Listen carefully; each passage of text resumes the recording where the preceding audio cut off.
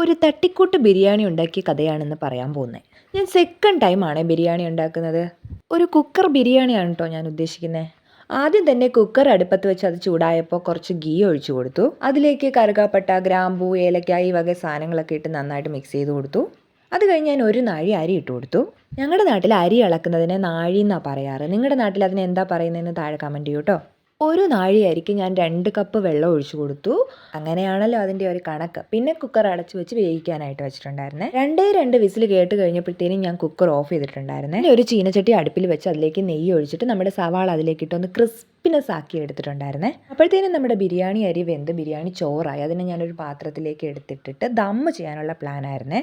ദം പോലെയൊന്നും ആയില്ല, എന്നാലും അതിൻ്റെ അടുത്തൂടെയൊക്കെ പോയിട്ടുണ്ട്. ആദ്യം കുറച്ച് ചോറ് ഇട്ട് കൊടുത്തിട്ട് അതിൻ്റെ മുകളിലായിട്ട് ഞാൻ ചിക്കൻ ഇട്ട് കൊടുത്തേ. ബാക്കി ചോറ് അതിൻ്റെ മുകളിലേക്ക് ഇട്ട് കൊടുത്തിട്ട് അതിൻ്റെ മുകളിൽ ഞാൻ കിസ്മിസും അണ്ടിപ്പരിപ്പും പിന്നെ അതുപോലെ തന്നെ നമ്മുടെ സവാള ഒക്കെ ഇട്ട് ഒന്ന് ഗാർണിഷ് ചെയ്ത് കൊടുത്തു. ഏറ്റവും അവസാനമായിട്ട് കുറച്ച് മല്ലിയിലയും കൂടി ഇട്ട് നന്നായിട്ട് മിക്സ് ചെയ്ത് കൊടുത്തു. അപ്പോൾ ബിരിയാണി റെഡി ആയിട്ടുണ്ട്. എങ്ങനെ ഉണ്ടാക്കിയാൽ എന്താ, അടിപൊളിയായിരുന്നു.